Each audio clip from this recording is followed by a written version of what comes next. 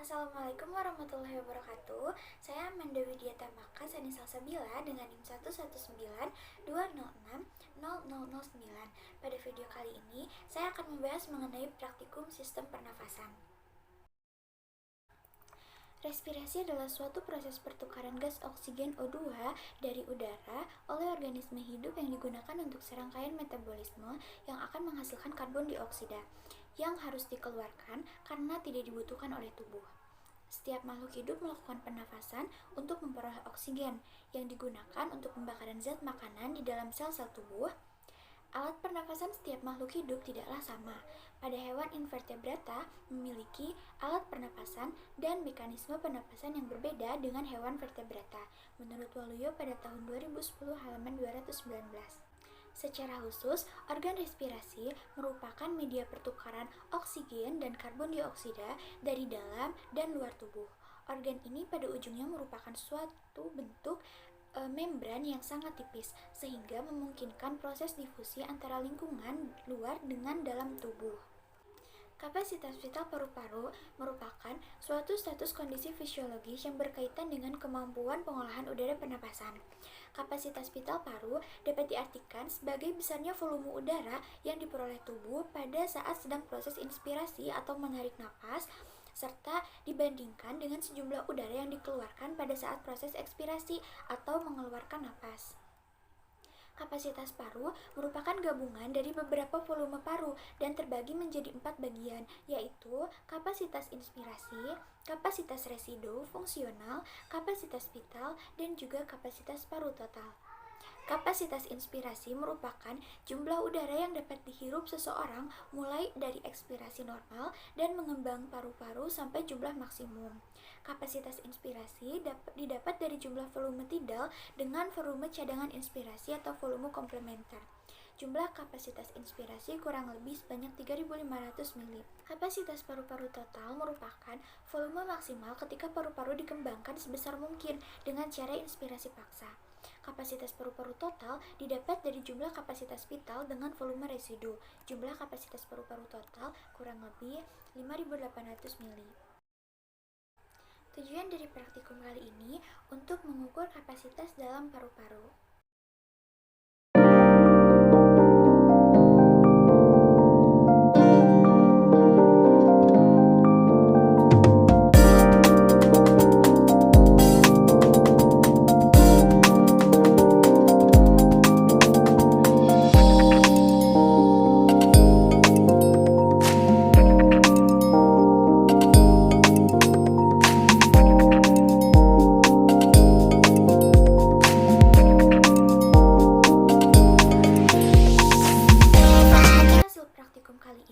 Dapat diketahui bahwa respirasi adalah proses pengambilan oksigen serta pengeluaran karbon dioksida dari dalam keluar tubuh maupun sebaliknya.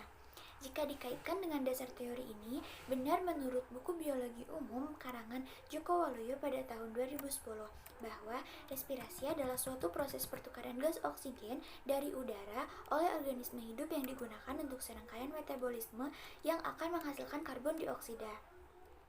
Karbon dioksida ini harus dikeluarkan karena tidak dibutuhkan oleh tubuh.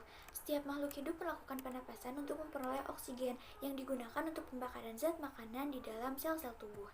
Pada praktikum kali ini, kita dapat membandingkan umur, jenis kelamin, tinggi badan, berat badan, lingkar dada terhadap kapasitas vital sebelum berlari. Jika dikaitkan dengan dasar teori pengaruh umur dengan kapasitas vital pada paru-paru seseorang adalah semakin bertambahnya usia seseorang, maka semakin rendah frekuensi pernapasannya. Kemudian, frekuensi pernapasan pada setiap orang itu berbeda-beda. Hal tersebut karena dipengaruhi oleh berbagai faktor. Faktor-faktor yang berpengaruh terhadap frekuensi pernapasan yaitu jenis kelamin, umur atau usia, posisi tubuh, aktivitas tubuh, emosi, tingkat kesehatan, dan ketinggian tempat. Jika frekuensi pernapasan dipengaruhi oleh faktor-faktor tersebut, maka tingkat volume dan kapasitas paru-paru seseorang juga dipengaruhi oleh beberapa faktor yang mempengaruhi frekuensi pernapasan, seperti halnya usia, jenis kelamin, postur tubuh, kebiasaan merokok, kebiasaan olahraga, ketinggian daerah tempat tinggal, kekuatan bernapas, dan cara bernapas. Kesimpulannya, respirasi adalah suatu proses pertukaran oksigen dari udara oleh makhluk hidup yang digunakan untuk serangkaian metabolisme yang akan menghasilkan karbon dioksida. Kapasitas vital paru-paru adalah volume udara maksimum yang dapat dikeluarkan dari paru-paru setelah terlebih dahulu mengisi paru-paru secara maksimum. Adapun faktor-faktor yang memengaruhi kapasitas vital paru-paru adalah jenis kelamin, umur, berat badan, tinggi badan, lingkar dada, dan juga aktivitas seseorang. Pertanyaan pertama, apa pengaruh jenis kelamin terhadap kapasitas paru-paru? Menurut Tambayong pada tahun 2001 disebutkan bahwa kapasitas paru pada pria lebih besar yaitu 4,8 liter dibandingkan pada wanita 3,1 liter. Karena frekuensi penapasan pada laki-laki lebih cepat daripada perempuan, karena laki-laki membutuhkan banyak energi untuk beraktivitas. Berarti, semakin banyak pula oksigen yang diambil dari udara. Hal ini terjadi karena laki-laki umumnya beraktivitas lebih banyak daripada perempuan. Nomor 2. Sebutkan dan jelaskan faktor yang mempengaruhi kapasitas paru-paru manusia. Kapasitas paru-paru pada setiap orang berbeda-beda, tergantung pada beberapa faktor, seperti jenis kelamin, usia, posisi tubuh, kebiasaan merokok, aktivitas fisik, tinggi dan berat badan, juga riwayat penyakit paru. Jenis kelamin. Kapasitas vital paru-paru berpengaruh terhadap jenis kelamin seseorang. Kapasitas paru-paru pada wanita sekitar 20-25% lebih kecil daripada pria. Hal ini disebabkan karena perbedaan kekuatan otot pria dan wanita, jumlah hemoglobin, dan juga luas permukaan tubuh. Kemudian, usia.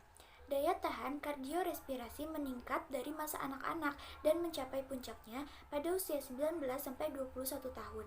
Setelah itu, fungsinya akan menurun seiring bertambahnya usia, apalagi dengan situasi lingkungan yang buruk yang memungkinkan terkenanya penyakit paru-paru yang dapat merusak fungsi dari paru-paru. Posisi tubuh. Kapasitas paru akan menurun pada posisi duduk dan saat berdiri akan meningkat.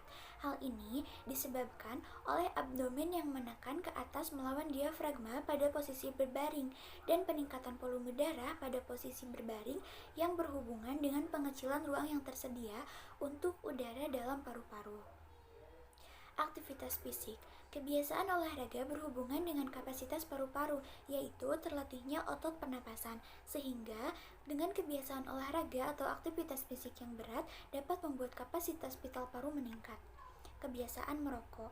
Kebiasaan merokok atau gaya hidup yang tidak sehat dapat menimbulkan penyempitan pembuluh udara sehingga mempengaruhi kapasitas paru seseorang.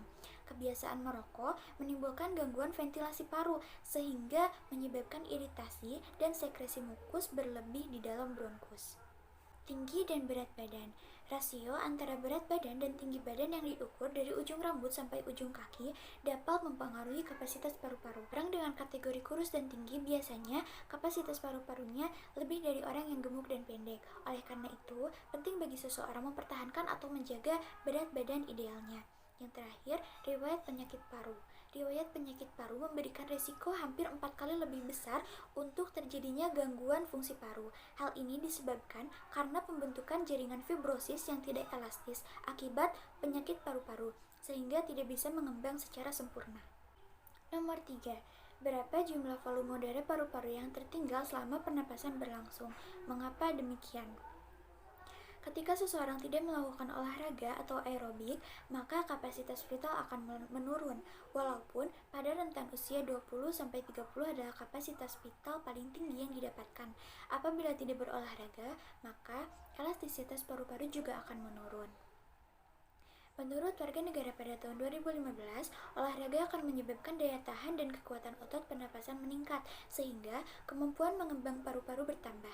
Selain itu, olahraga akan mengakibatkan peningkatan kemampuan otot pernapasan untuk mengatasi resistensi aliran udara pernapasan. Hal ini mengakibatkan peningkatan volume udara. Nomor 4. Apakah yang dimaksud dengan udara tidal, volume udara suplementer, volume udara komplementer, dan kapasitas vital udara pernapasan? Yang pertama, udara tidal adalah udara yang dikeluarkan dan masuk pada saat pernapasan normal, yang besarnya kurang lebih 1500 cc atau 1500 ml. Volume udara suplementer adalah volume udara yang masih dapat dikeluarkan secara maksimal setelah mengeluarkan napas atau ekspirasi biasa. biasanya kurang lebih 1500 cc atau 1500 mili. Volume komplementer adalah volume udara yang masih dapat dimasukkan secara maksimal setelah bernapas biasa yang besarnya kurang lebih 1500 cc atau cm kubik atau 1500 mili. Yang keempat, kapasitas vital. Sebagaimana yang dikemukakan oleh Pierce dalam Edin pada tahun 2011 bahwa kapasitas vital paru diartikan sebagai besarnya volume udara yang diperoleh tubuh dari atmosfer pada saat sedang berinspirasi atau menarik napas serta dibandingkan dengan sejumlah udara yang dikeluarkan pada saat ekspirasi atau mengeluarkan nafas. Sekian laporan praktikum saya. Terima kasih. Wassalamualaikum warahmatullahi wabarakatuh.